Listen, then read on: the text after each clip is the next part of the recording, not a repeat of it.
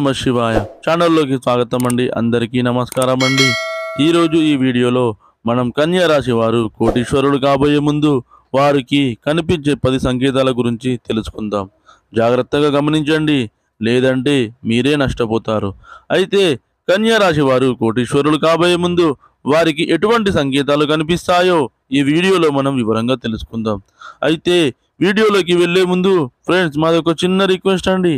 మీరు కనుక మా ఛానల్ని ఇంతవరకు సబ్స్క్రైబ్ చేసుకోకపోతే వెంటనే సబ్స్క్రైబ్ చేసుకోండి. అలాగే పక్కనే ఉన్న గంట సింబల్ మీద ఆల్ అప్డేట్స్ అని క్లిక్ చేయండి. అప్పుడే మేము అప్లోడ్ చేసే ప్రతి వీడియోకి మీకు నోటిఫికేషన్ అనేది వస్తుంది. నోటిఫికేషన్ రాగానే మీరు వీడియో ఓపెన్ చేసి మీ రాశి గురించి, మీ జాతకం గురించి తెలుసుకోవచ్చు. ఇక ఏమాత్రం ఆలస్యం చేయకుండా వివరాల్లోకి వెళ్తే గనక కన్యా రాశి అనేది రాశి చక్రంలో 6వ రాశి. ఉత్తర 2, 3, 4 పాదాలు, అస్స 1, 2, 3, 4 పాదాలు, చిత్త 1, 2 పాదాల్లో జన్మించిన వ్యక్తులందరూ కూడా కన్యా రాశి కిందికి వస్తారు. ఈ రాశికి అధిపతి వచ్చేసి బుధుడు. ముందుగా వీరి యొక్క వ్యక్తిత్వాన్ని మనం గమనిస్తే గనక కన్యా రాశి వారు చాలా మంచి మనస్తత్వాన్ని కలిగి ఉంటారు. అలాగే రహస్య స్వభావాలు కూడా. మనసులో ఉన్నది బయటికి చెప్పడం వీరికి అస్సలు నచ్చదు. అలాగే సిస్టమేటిక్గా ఉంటారు. క్రమశిక్షణకు, ఆరోగ్యానికి, సమయపాలనకు ఎక్కువగా ప్రాధాన్యతను ఇస్తారు. అయితే ప్రతి ఒక్కరు కూడా జీవితంలో ఆర్థిక పురోగతి సాధించాలని ఆశపడుతూ ఉంటారు. మనం సంపాదించే సంపాదన బాగుండాలి అంటే లక్ష్మీదేవి యొక్క అనుగ్రహం తప్పనిసరిగా ఉండాలి. లేకపోతే కనుక మనం సంపాదించిందంతా కూడా ఆరతి కర్పూరంలాగా కరిగిపోతూ ఉంటుంది. అయితే లక్ష్మీదేవి ఎప్పుడు ఒకే చోట ఉండదు. ఆమెకు నచ్చితేనే ఉంటుంది, లేకపోతే మరో చోటికి వెళ్తుంది. అయితే ఎప్పుడు ఎవరింట్లోకి లక్ష్మీదేవి అడుగు పెడుతుందో చెప్పలేము. అయితే లక్ష్మీదేవి అడుగు పెట్టే ముందు మాత్రం కొన్ని సంకేతాలు కనిపిస్తాయి. అయితే కన్యా రాశి వారి యొక్క ఇంట్లోకి లక్ష్మీదేవి అడుగు పెట్టే ముందు వారికి కొన్ని ఖచ్చితమైన సంకేతాలు అయితే కనిపిస్తాయి. ఆ సంకేతాల ద్వారా లక్ష్మీ అమ్మవారు మీ ఇంట్లోకి అడుగు పెట్టబోతున్నారని, మీరు కోటీశ్వరులు కాబోతున్నారని అర్థం చేసుకోవాలి. అయితే ముఖ్యంగా కోయిల కూత అనేది వినడానికి ఎంతో ప్రశాంతంగా ఉంటుంది. కానీ కోయిల చేసే ఈ శబ్దం ధనానికి శుభ సంకేతంగా చెబుతారు. కాబట్టి ఉదయం లేవగానే కోయిల కూసిన శబ్దం మీకు వినిపిస్తే అతి త్వరలో మీరు లక్ష్మీదేవి యొక్క అనుగ్రహాన్ని పొందుకోబోతున్నారని గమనించాలి. అలాగే పురుషులకి కుడి చేతి మీద కానీ, స్త్రీలకి ఎడమ చేతి మీద కానీ బల్లి పడితే అది శుభ సంకేతం అని చెప్పుకోవాలి. లక్ష్మీదేవి రాకకు అతిపెద్ద సంకేతంగా పరిగణించబడుతుంది. అలాగే నోటితో బియ్యం కానీ, ధాన్యం కానీ మోస్తున్న నల్లచీమలు మీ ఇంట్లో కనిపిస్తే కనుక ఖచ్చితంగా లక్ష్మీదేవి యొక్క అనుగ్రహం మీరు అతి త్వరలో పొందుకోబోతున్నారని అర్థం చేసుకోవాలి.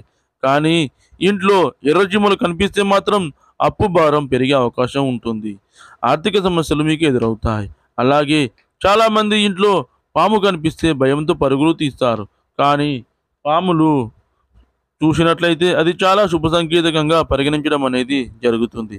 అలాగే మీ ఇంటి పరిసర ప్రాంతాల్లో గుడ్లగూబ మీకు కనిపించినా, లేదా బయట ఆధ్యాత్మిక యాత్రకు వెళ్ళినప్పుడు కూడా గుడ్లగూబ మీకు కనిపిస్తే మీ ఇంట్లోకి లక్ష్మీదేవి రాబోతుందని మీరు అర్థం చేసుకోవాలి. అలాగే ఉదయం నిద్ర లేవగానే చంకం శబ్దం వినిపిస్తే లక్ష్మీ అనుగ్రహం మీకు కలగబోతుందని మీరు అర్థం చేసుకోవాలి. అలాగే మీరు ఏదైనా ముఖ్యమైన పని నిమిత్తం బయటకు వెళ్తున్నప్పుడు చెరుకు గడ మీకు ఎదురుపడితే లక్ష్మీదేవి రాకకి అది శుభ సంకేతకంగా చెప్పబడుతుంది. లక్ష్మీదేవికి చెరుకును నైవేద్యంగా సమర్పించడం ద్వారా కూడా మీకు ఎన్నో ప్రయోజనాలు అయితే కలుగుతాయి. అలాగే మీరు బయటకు వెళ్తున్నప్పుడు నోటితో ఏదైనా శాకాహారాన్ని తీసుకొని వెళ్తున్నటువంటి వీధి కుక్క మీ కంటబడినా కానీ అది చాలా శుభ సంకేతకంగా పరిగణించడం అనేది జరుగుతుంది. మీ యొక్క జీవితంలో ఆర్థిక పురోగతిని అతి త్వరలో మీరు సాధించబోతున్నారని అర్థం చేసుకోవాలి. అలాగే కాకి ఏదైనా రొట్టె ముక్కను మీ ఇంటి ఆవరణలో పడేసినా కానీ, అంటే శాకాహారాన్ని మీ ఇంటి ఆవరణలో పడేసినా కానీ అది చాలా శుభ సంకేతకంగా పరిగణించడం అనేది జరుగుతుంది. ఈ విధంగా కన్యా రాశి వారి యొక్క జీవితంలో ఆర్థిక పురోగతి సాధించబోయే ముందు, కోటీశ్వరులు కాబోయే ముందు ఇటువంటి సంకేతాలు ఖచ్చితంగా కనిపిస్తాయి. నిత్యం ఇంటిని పరిశుభ్రంగా ఉంచుకోండి. నిత్య దీపారాధన అలవాటు చేసుకోండి. ఖచ్చితంగా లక్ష్మీదేవి యొక్క అనుగ్రహాన్ని మీరు పొందుకుంటారు. మీ యొక్క జీవితంలో సుఖ సంతోషాలకి కొదువ అనేది ఉండదు. అదేవిధంగా కన్యా రాశి వారు ప్రతికూలతను అనుకూలంగా మార్చుకోవడానికి శివారాధనతో పాటు విష్ణు ఆరాధన కూడా మీకు మేలు చేస్తుంది. అలాగే అనాథలకు, అభాగ్యులకు, పేదవారికి దాన ధర్మాలు చేయండి. వారికి దుప్పట్లు, గొడుగులు, పాదరక్షకులు దానంగా ఇవ్వండి. ఇలా చేయడం వలన మీ ఆర్థిక స్థితి అనేది మెరుగుపడుతుంది. అలాగే మీకున్న కష్టాలన్నీ కూడా తొలగిపోతాయి. అదేవిధంగా పశుపక్షాదులకు తినడానికి ఆహారం, తాగడానికి నీరు అందివ్వండి.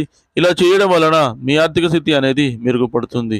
చూశారు కదండి ఫ్రెండ్స్ ఈ వీడియో కనుక మీకు నచ్చినట్లయితే లైక్ చేయండి, షేర్ చేయండి.